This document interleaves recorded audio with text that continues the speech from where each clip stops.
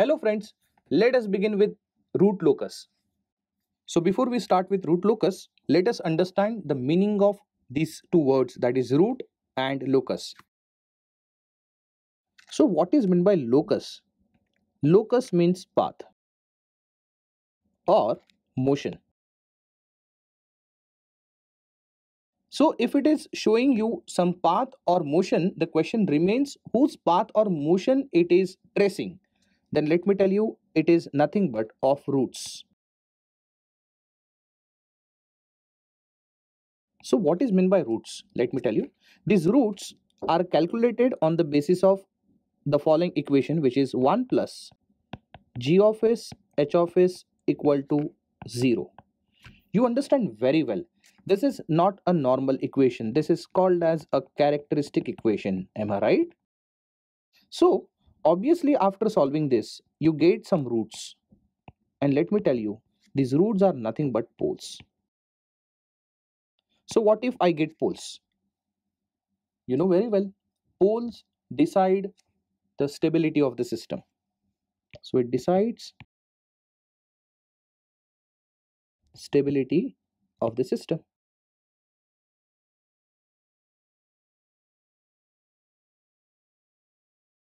So basically what is root locus? Let me tell you.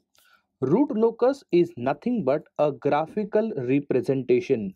I repeat, root locus is nothing but the graphical representation of the motion of roots. The motion of roots means motion of poles. So it is going to actually show you how your poles are traveling, Of course, the question remains why pole will travel? Why cannot they remain at the same position?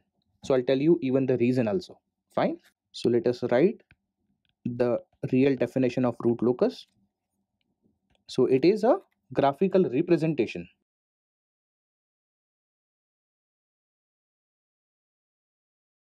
of. So it gives you a graphical representation how your poles are moving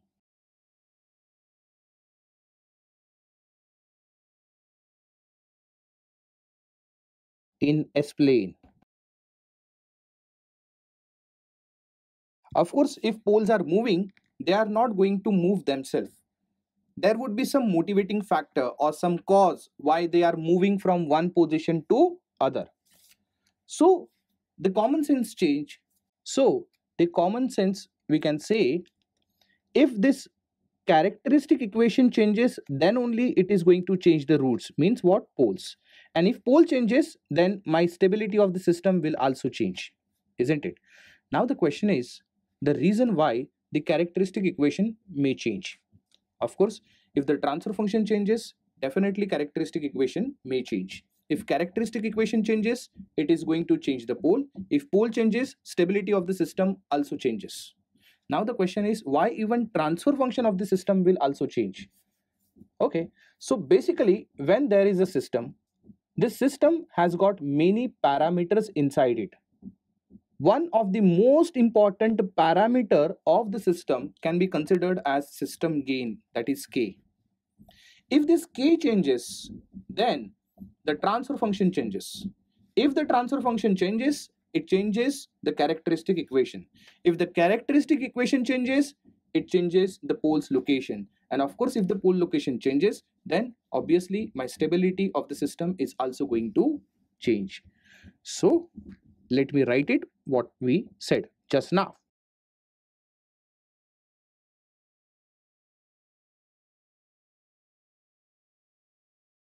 So as I said, if the system gain K changes, it changes what? Come on, it changes transfer function of the system.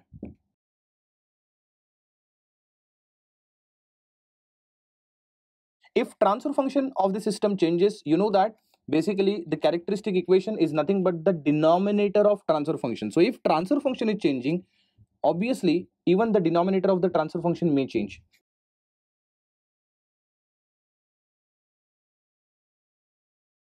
So if even the characteristic equation changes, then definitely my poles value are also going to change. So value means obviously location also.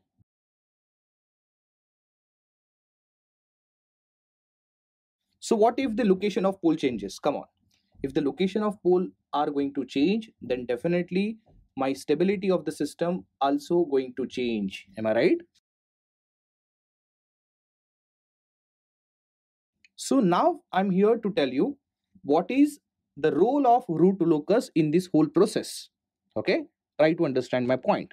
So in this process, you have to observe only two things. First, the system gain K is changing.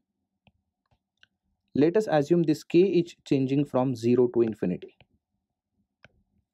So we have some variation knob maybe in the system where the system gain is free to change from 0 to infinity. Definitely, in effect, as you can see, location of poles are changing. Look at this. Location of poles are changing. So let me tell you, root locus is a tool which is going to give me this variation in poles in S plane, when K is changed from 0 to infinity. I hope you understand that. So what root locus is going to give me? Root locus is going to give me a graphical representation how my poles are going to change their location with respect to the change in gain K.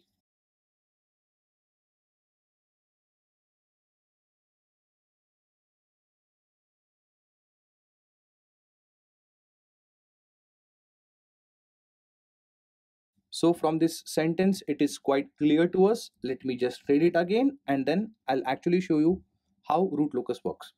So root locus gives you a graphical representation of how poles are moving in S-plane in response to change in system gain K. Now you may ask the question, so what if we know that how poles are moving with respect to K? So what is the advantage of it? Let me tell you, when I am saying that poles are moving, if they are moving in left half of the S-plane, it is okay because in left half of the S-plane, the system is stable.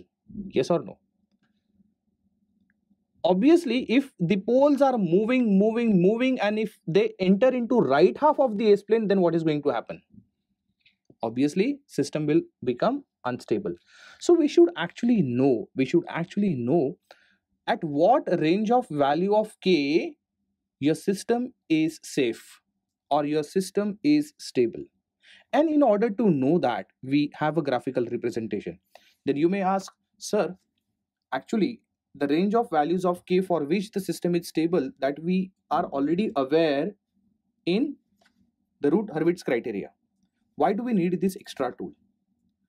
As I said even earlier in the last video, that you only get the absolute stability from the Routh-Hurwitz criteria, and it is very, very difficult to get the relative stability. In order to get the relative stability easily and to get the graphical representation of the same, we use this another tool, that is root locus. So let us see how this root locus really works. So I'll directly start with some numerical and I'll actually give you the idea how it really works. So let us see a solution for this. You have to plot a root locus for a unity feedback system. Obviously, when I say unity feedback system, means h of s equal to 1, where g of s is k upon s into s plus 2. Let's see how to go about it. So here h of s value equal to 1 because it is a unity feedback system. Obviously, we want, how poles are really moving. For that, obviously, we need a characteristic equation. And in order to get that, we need 1 plus g of s h of s equal to 1. Or I can say simply 1 plus g of s equal to 0 because h of s is ultimately 1. Let me substitute it. So it is 1 plus k upon s into s plus 2, this whole equal to 0. So let me just cross multiply. It become s square plus 2s plus k whole divided by s into s plus 2 equal to 0. So if I shift my denominator to right hand side, I have the final characteristic equation. So the final characteristic equation is simply s square plus 2s plus k, and that is equal to what? 0. Since I have this as a characteristic equation, my duty is to really change what? or my duty is to actually check the poles. So let us check the poles location for this. So how do we get a poles for a quadratic equation? You know very well, I'll be getting two roots here, s1 comma s2.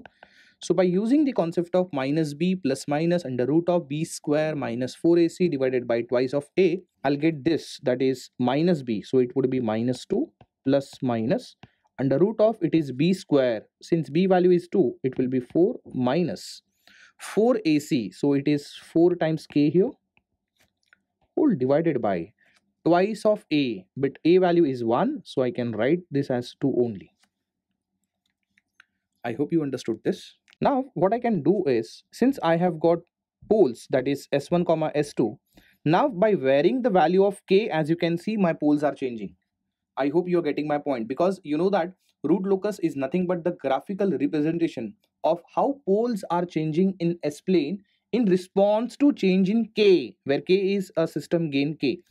So let me now substitute. Let us assume that k value equal to 0. This is the minimum value of k we take.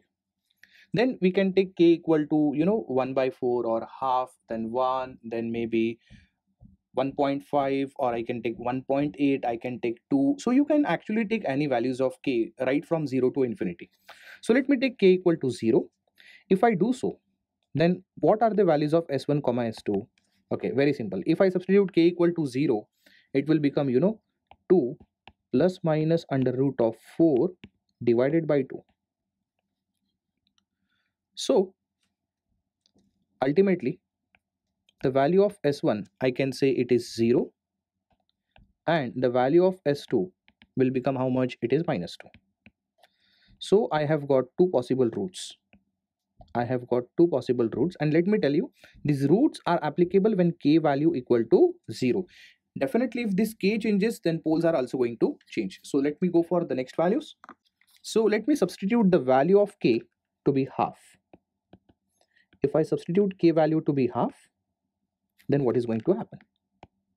So s1 comma s2 will be, it is minus 2 plus minus under root of, it is 4 minus 4 into 1 by 2. So 4 into 1 by 2 will be 4 minus 2 divided by 2. So I'll get the value of s1 to be minus 0.29, and I'll get the value of s2 to be minus 1.7. As you can see, my poles locations are changed. As you can see very well, previously s1 was 0, now my s1 is minus 0.29, and previously my s2 was minus 2, now it has become minus 1.7. Okay, so let me try the next value. Let us assume k equal to 1. See, as you can see, I'm just increasing the value of k step by step. So if I keep the value of k to be 1, then s1 comma s2 will become minus 2 plus minus under root of, it is straight away 4 minus 4 divided by 2. So the value of s1 is equal to minus 1, and s2 is also minus 1. This is what we call as repeated poles. These are something called as repeated poles, isn't it? So let us go next. Let us try one more value, and then we will come to conclusion. Let me keep k value equal to 2. Now for that purpose, let me write s1 comma s2 value. What was that? It is minus 2 plus minus under root of, it is 4 minus 4k by 2. Now I have kept the value of k to be 2. So it is minus 2 plus and minus under root of, it is 4. Since k value is equal to 2, it becomes 4 minus 8 divided by what? 2. So what is 4 minus 8? Minus 2 plus minus under root of, it is root of minus 4 divided by 2. You know that root of negative number introduces j term. So can't I say it is minus 2 plus and minus 2j divided by 2? Or now I can say s1 comma s2 is straight away minus 1 plus minus 1j. Or I can say s1 value is, let's say, minus 1 plus 1j, and the value of s2 is minus 1 minus 1j. These are what we called as complex conjugate poles.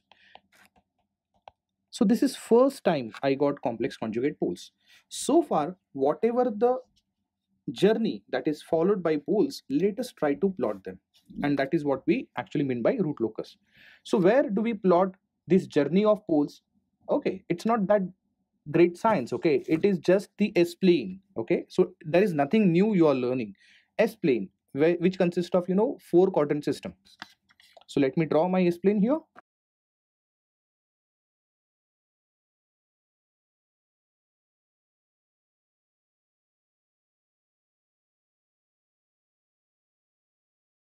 So let's go back and see what are the previous poles. Okay, so the first pole locations were 0 and -2 for k equal to 0. Check it out. For k equal to 0, the first pole is at 0, that is origin, and the second pole is at -2. Okay, so let us plot them and again we will come back to this. So one pole is present at 0 and the other pole is present at -2.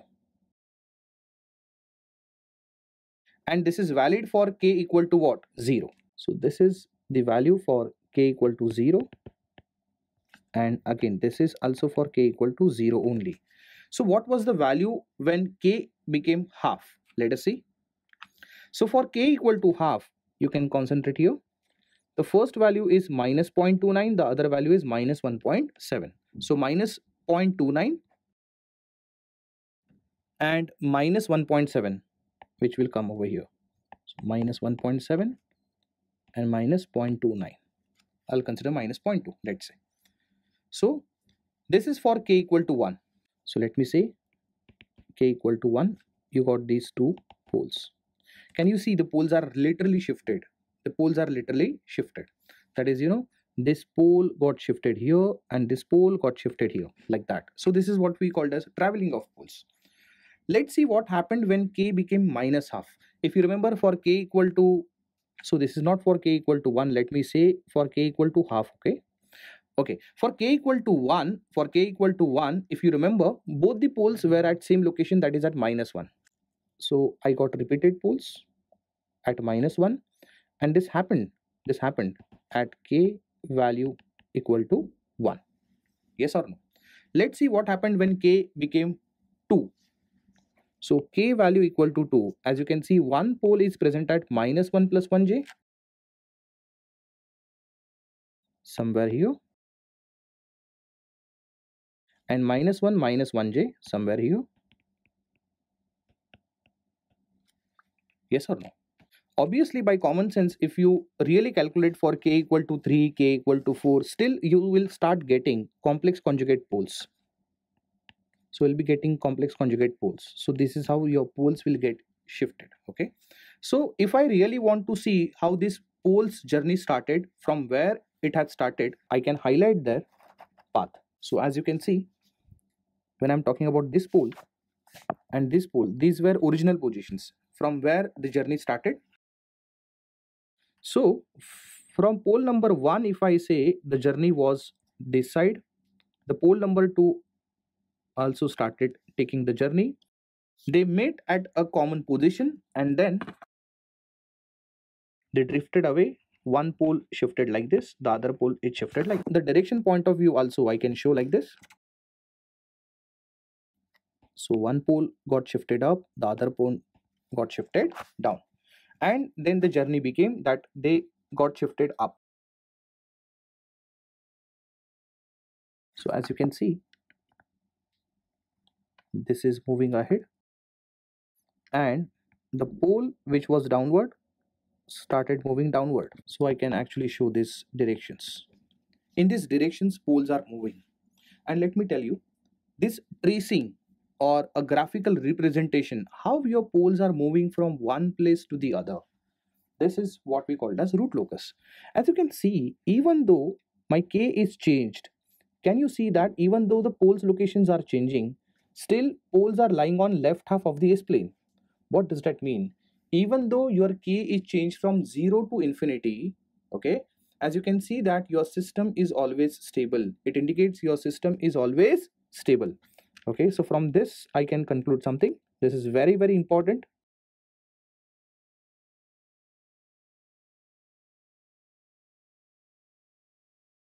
So what does that mean? Even though the k is changed from 0 to infinity, even though my poles locations are changing, but they are making sure that they remain at left half of the S-plane, meaning that the system remains stable always. The system remains stable always, even though the k is changed, even though the system gain is changed.